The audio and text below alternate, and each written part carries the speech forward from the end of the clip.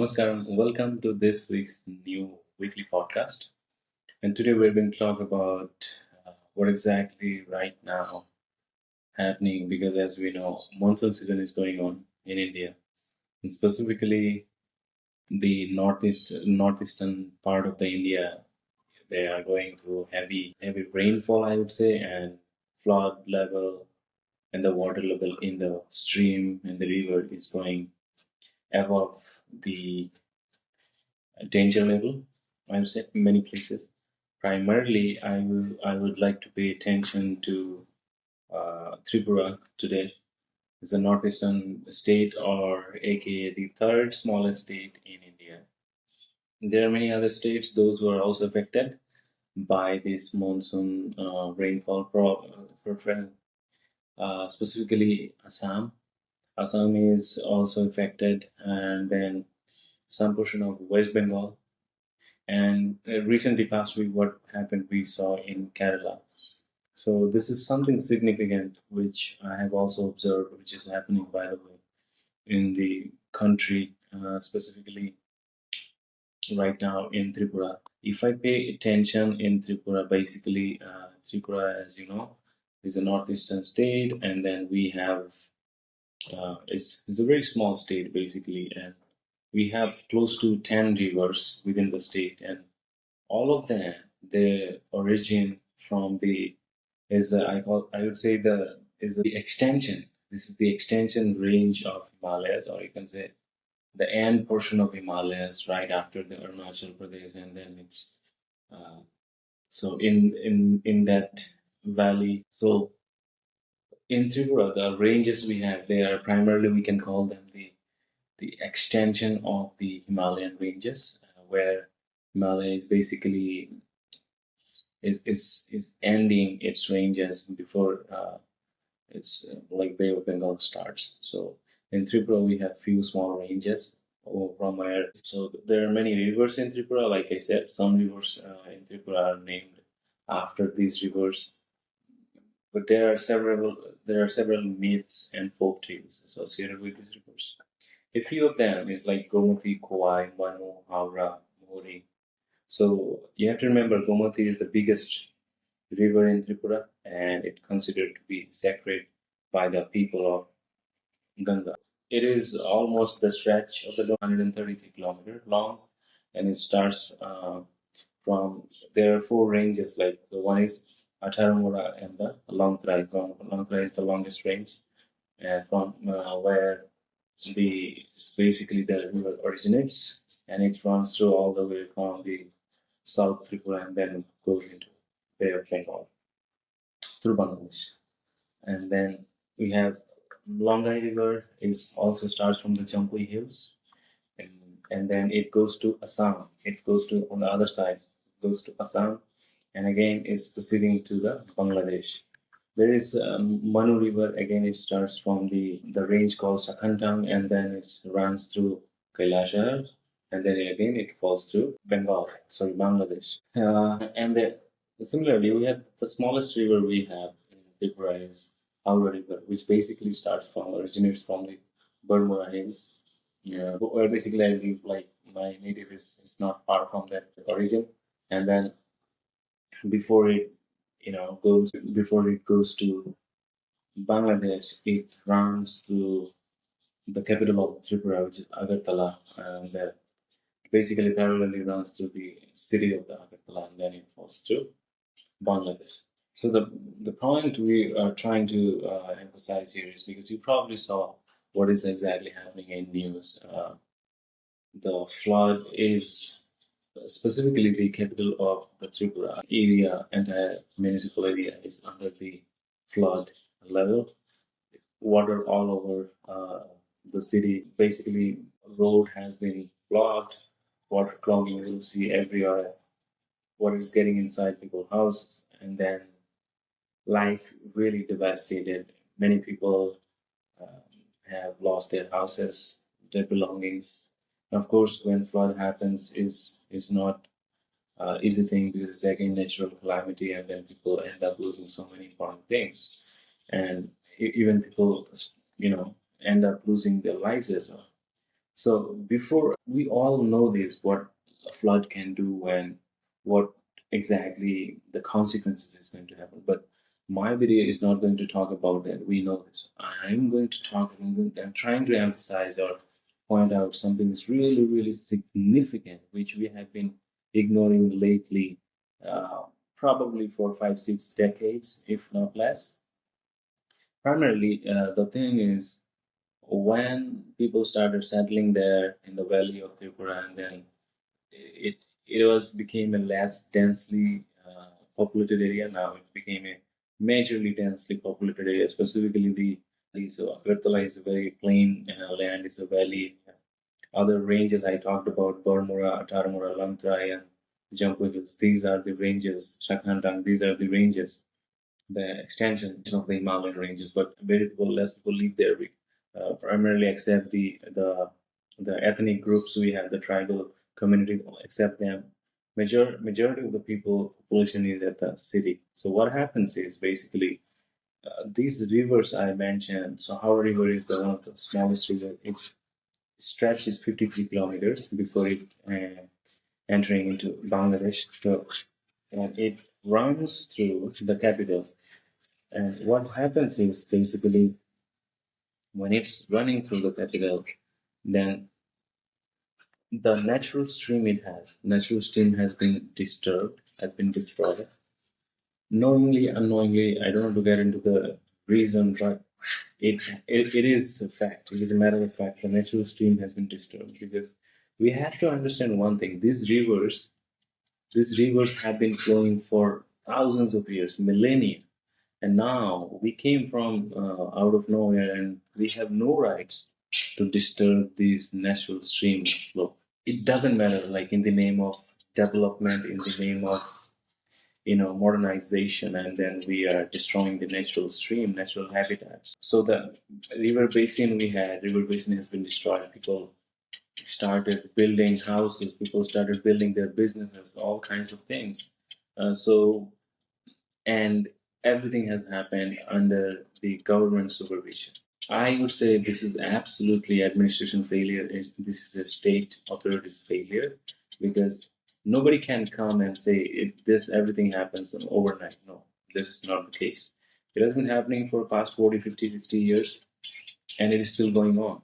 The worst part is still going on. People know the consequences. The concerned authorities, they know the consequences, but they are not being able to take the necessary strong steps because now everything is politicalized, right? Because when you politicize everything, everything is politicized because when you connect everything with the political wire, the vote bank, and everything, then you have to start doing compromise, and which the government authorities they have been doing lately. Rather, what they could have done, they could have taken this, they could have implemented the strong enforcement, law enforcement, and in the specific area. Basically, it's really mass populated. You cannot allow as many people as they want to come into the state, and in the name of this employment, all kinds of things, you're impacting the natural habitat. So people, there are no more space. People started capturing the area, the river basin area, which is supposed to be the delta area, which supposed to be the was supposed to be the free area because every after certain years, maybe after century, river keeps changing its flow, keeps changing its stream. It's been for millennia. We know this because when there is a silt deposit will go up, then naturally river will change its flow, right? So sometimes they make or sometimes they form oxbow lake, which is not the case in Tripura because these rivers are really small rivers relatively, and as compared to the other rivers we have, other Himalayan rivers we have like in Ganga or the if you go down there where you have the peninsular river we have in India like Kaveri, Krishna, Mahanadi. So as compared to them, rivers in Tripura is like mountainous rivers and is not that much long stretch, I would say. But this is the smallest river, the Howrah River, which runs through the entire capital area. But what happens is basically we are not paying enough attention, being a citizen and authority. There is a failure of state, I know, but there is the failure of the community as well. Because there are so many NGOs, they will come again and then do all kinds of protests. They're activists, but where they need to do, there are many environmentalists, but where they need to do, they don't. He could have come up with an agitation. He could have come up with a law and policy that up to this area, this kilometer, or maybe whatever, maybe the based on the river basin side. Every river has a different dimensions of its basin. So based on that, and within this area, it is restricted and prohibited area. Nobody should be allowed to build their houses or doing any kind of vegetation, agricultural activity, or making their businesses. So it is not advisable. I can see if you visit, I can show you maybe if not hundreds of thousands, I can show you at least thousands of houses and businesses that are built illegally at the bank of this river. I'm just taking one example, one river. So you can imagine we have 10 rivers flowing through Tripura, and many of them, when they come into the valley where is or is basically the mass population is there, so people don't even care about the law and enforcement. They just do the way they want to do. It's like based on their convenience. And then if somebody is having some issue, they will they have a link with the politicians, so that they will give some bribes on somebody. Like all kinds of settlements are there, you know what I mean? So technically, you are just playing with the nature. And the good thing is, and the interesting thing is, nature doesn't care about your bribe or your vote bank or your politics. Nature does everything in its way, and it's like give and take. So if you're not taking care of the nature, if you're not respecting the nature, the natural law is there, and you're disturbing it, and then, so this is inevitable. The impact will happen, and the people have to face the consequences, which they're facing, by the way, right now. It is devastating right now. The entire city is underwater. So I don't know. It's the failure of the entire state, failure of the administration. So why you guys can't right now fix it? Because you can fight with the nature, and this is a matter of fact. It doesn't matter how much big politician, how much big authority you are. You can't. But the thing is, it is really, really advisable, and it is really, really, it makes sense following the rule of the nature. If you are not educated, go and get yourself educated on this. There are concerned team, geological team, those who are basically, they have the data to show you. Consult with them, right?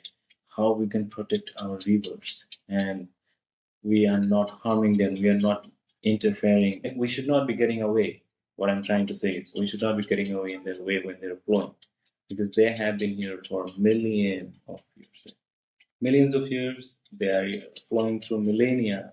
We have no rights, no business to interrupt them. If we want to live peacefully and we want to avoid flooding and everything, we have to respect it. Within the city of Agartala, there are almost 80 to 85% construction. The data of the services construction are absolutely illegally. There are wetlands. So you have to understand, Tripura has the valley of Tripura. It has one of the highest wetlands in this after Assam. Assam has the Majuli Island. After this, Tripura is having the highest, being very third smallest state. So it has the highest wetlands, which has been systematically they have filled them off with the bringing soil, and then they're making plots. They started selling it out. Real estate came in, started making houses, constructions, apartments, started constructing apartments and all, which is the main reason, which is the chaos. Because you have to understand, the more trees you have at the basin of the river, then you have the roots of getting inside the soil. So when this monsoon time, when water comes through, the percolation happens properly, and the deeper the roots are, water goes through and absolutely to the groundwater table. So you do not have runoff or surface runoff during the monsoon time. And the same thing is applicable in the wetlands. So they try to soak in as much as water during this monsoon time. More wetlands we have, we should have started planting trees there, so they could have sucking those extra waters, and during monsoon time they could have allow the soil to to percolate the water, rainwater, to the roots just to avoid the flooding. And during summertime, they could have released those waters to maintain the stream at the rivers, to maintain the groundwater table, which has been doing our ancestors for millennia in the other parts of the country. But we just somehow became so much educated, and in the name of modernization, we're just destroying the nature itself. So, which is the basic thing. We have to pay the prices, and we are paying. Many people are paying. It is really, really, it's really painful to see that people are going through so much misery, and because of this natural calamity. But we have to understand it. At the end of the day, we have to accept it. We cannot avoid. We cannot avoid and run away from the situation, because this happened. Every single year this happened because of us. This is man-made. This is not natural. We are causing it. We haven't paid enough attention to fix the problem. We need to go to the root cause to fix it. There should be law enforcement policy has to be enforced. Authority should be taking care of it. And it has to be done, because you cannot allow people to construct illegally within the city. Within capital itself, probably 60 to 70% construction should not be there. So wetland, many places. When you allow, and this happens, because there are no place. So this rainwater, all this water runoff, surface runoff, they should go. They will go. They will get inside your home. Where should they go? Because you have covered all these wetlands, and you made it into real estate business. You have to understand this. Once you interfere, these politicians and these bureaucrats, the real estate brokers, everybody made money. Now, everybody, the specific group, they made money. Now everybody is paying the prices. So people of the state, they should understand, and they should pay attention to this, and they should bring their so-called environmentalist activists, they should bring this specific thing into attention, so that the necessary steps should be taken for the future terms, so that we can avoid such kind of incident. This is not good for a country. This is not good for state, because it is impacting the economy. At the end of the day, it is impacting the life of the people.